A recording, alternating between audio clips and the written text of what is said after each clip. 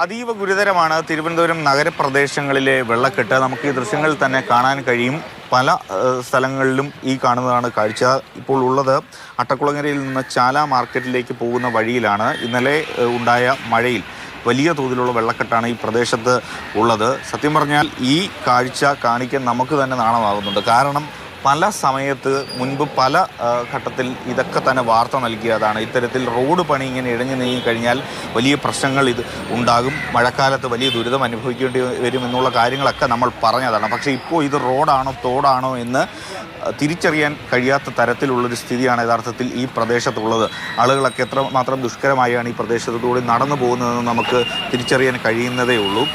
അതോടൊപ്പം തന്നെ മലിനമായ വെള്ളമാണ് യഥാർത്ഥത്തിൽ ഈ കെട്ടി നിൽക്കുന്നത്. ഓടയിൽ നിന്നുമൊക്കെ ഈ റോഡിലേക്ക് വന്ന് കയറിയ വെള്ളമാണ്. പല വ്യാപാര സ്ഥാപനങ്ങളിലും ചാല മാർക്കറ്റിലെ വിവിധ സ്ഥാപനങ്ങളിൽ വെള്ളക്കെട്ട് ഉണ്ട്, വെള്ളം കയറിയിട്ടുണ്ട് എന്നുള്ളതാണ് മനസ്സിലാക്കുന്നത്. എന്താണ് ഇവിടുത്തെ സ്ഥിതി? എന്താ ഇത് ഈ സ്മാർട്ട് സിറ്റിയുടെ ഭാഗമായിട്ട് പണി നടന്നുകൊണ്ടിരിക്കുകയാണ്. 6 മാസമായി ഇത്രയും ദൂരം ജോലി ചെയ്തിട്ട് തീർന്നില്ല. 5 6 ആളുകൾ വരും ഇവിടെ. എല്ലാ ജോലി കോൺക്രീറ്റ് തൊട്ട് എല്ലാം 5-6 പേരാണ് ചെയ്യുന്നത്. ഇതുവരെ തീർന്നിട്ടില്ല. ഇവിടെ ഈ വെള്ളം പോകാൻ ഒരു വഴിയും ഉണ്ടാക്കിയിട്ടില്ല. ഇവിടെ വാർഡ് കൗൺസിലറോ ഇവിടെ ഒരു അധികാരികളും ഇങ്ങോട്ട് തിരിഞ്ഞു നോക്കുന്നുമില്ല. ഇതെന്തോ ആർക്കും വേണ്ടാത്ത പോലെ ഇട്ടേക്കാണ്. ഇത് മെയിൻ ചാലയിലേക്ക് കയറുന്ന വഴിയാണ്. ഈ വീടുകളും കടകളും അത്രയും വെള്ളം കയറി. ഇത് എത്തുമാതിരി നഷ്ടമാണെന്നറിയാം. ലക്ഷക്കണക്കിന് രൂപയാണ് അവർക്ക് നഷ്ടം. ഒരാൾക്ക് കാൽനടയായിട്ട് അവിടെ പോകാൻ പോലും അകത്തോട്ട് കയറിയാൽ പോകാൻ തീരെ പറ്റില്ല.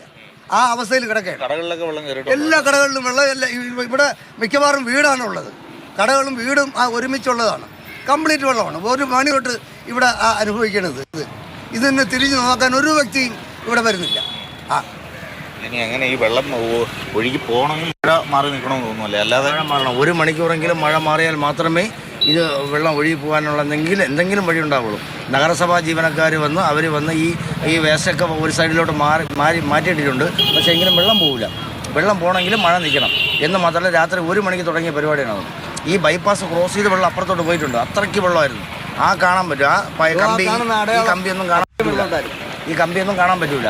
അതിനുശേഷമാണ് ഈ 1-2 മണിക്കൂർ മഴ ചേർന്നതിന് ശേഷമാണ് ഈ കമ്പികളൊക്കെ കാണാൻ പറ്റുന്നത്. എന്ത് അപകടാവസ്ഥ എന്നറിയാം. ഈ കമ്പികൾ മുകളിലോട്ട് നീങ്ങിക്കുന്നത്, ഈ ഉയർന്നു നിൽക്കുന്നത്, ഈ കമ്പികൾ ഇങ്ങനെ അനാസ്ഥമായിട്ട് ഇങ്ങനെ നിർത്തിയിരിക്കുകയാണ്. ഈ വെള്ളം കയറി ഒരാൾ ചരിഞ്ഞ് വീണാൽ ഉടനെ പൊത്തു കയറും. ആ അവസ്ഥയാണുള്ളത്. പ്രത്യേകിച്ച് ഈ തിരുവനന്തപുരം നഗരത്തിൽ പലയിടങ്ങളിൽ ഈ റോഡ് പണി നടക്കുന്നത് കൊണ്ട് തന്നെ എവിടെയാണ് റോഡ്, എവിടെയാണ് കുഴി എന്നൊക്കെ അറിയാൻ തന്നെ വലിയ പ്രയാസമാണ്. നമുക്ക് ഈ സ്ഥലങ്ങളിലൊക്കെ തന്നെ നോക്കിക്കഴിഞ്ഞാൽ സുരക്ഷിതമായി ഒരിക്കലും ഇങ്ങോട്ടേക്കൊന്നും ഇറങ്ങാൻ കഴിയില്ല. കാരണം ഇവിടെ ഇത്തരത്തിൽ വാർത്ത് വെച്ചിട്ടുണ്ട്, കോൺക്രീറ്റ് ചെയ്ത് വെച്ചിട്ടുണ്ട്. ഇതിൻ്റെ തൊട്ടപ്പുറത്തൊക്കെ ഈ വെള്ളം കെട്ടി നിൽക്കുന്ന സ്ഥലത്തൊക്കെ വലിയ കുഴികളുണ്ട്. അതൊക്കെ അറിയാതെ ഒരു പക്ഷേ ആരെങ്കിലും ആ ഭാഗത്തൂടെയൊക്കെ നടന്നു പോകാൻ ശ്രമിച്ചു കഴിഞ്ഞാൽ വലിയ അപകടമുണ്ടാകും. ഇത് ഈ മഴക്കാലത്തിന് മുമ്പേ സമയബന്ധിതമായി റോഡ് പണികളൊക്കെ പൂർത്തിയാക്കിയിരുന്നെങ്കിൽ ഒരു പക്ഷേ ഈ ദുരിതമൊന്നും തിരുവനന്തപുരത്തുകാർക്ക് അനുഭവിക്കേണ്ടി വരില്ലായിരുന്നു. കഴിഞ്ഞ മഴക്കാലത്ത് എങ്ങനെയാണോ അതിന് സമാനമായ രീതിയിലുള്ള കാഴ്ചകളാണ് ഇപ്പോഴും തിരുവനന്തപുരം നഗരത്തിൽ നമുക്ക് കാണാൻ കഴിയുന്നത് എന്നതിൽ സംശയമില്ല. തീർച്ചയായിട്ടും അതുകൊണ്ട് ഈ നഗരത്തിൽ താമസിക്കുന്നവരോട്, ഈ റോഡിലേക്ക് ഇറങ്ങുന്നവരോട് മാത്രമേ ഒരു കാര്യം പറയാൻ മാത്രമേ ഉള്ളൂ. അതായത് സൂക്ഷിച്ച് മാത്രമേ ഈ സ്ഥലങ്ങളിലൂടെയുള്ള യാത്ര ചെയ്യാവൂ. അല്ലെങ്കിൽ വലിയ ഗുരുതരമായ പ്രശ്നം അല്ലെങ്കിൽ ഗുരുതരമായ അപകടങ്ങളൊക്കെ ഉണ്ടാകാനുള്ള സാധ്യതയുണ്ട്. പ്രത്യേകിച്ചും പലയിടങ്ങളിലും വലിയ തോതിലുള്ള കുഴികൾ ഉണ്ട്.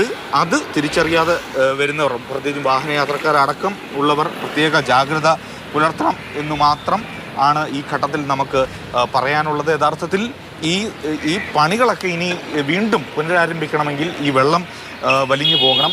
ഈ വെള്ളമൊക്കെ ഇവിടുന്ന് മാറണം. എന്നാൽ മാത്രമേ വീണ്ടും ഈ റോഡ് പണിയുമായി ബന്ധപ്പെട്ട് പൊതുമരാമത്ത് വകുപ്പിന് മുന്നോട്ട് പോകാൻ കഴിയുകയുമുള്ളൂ.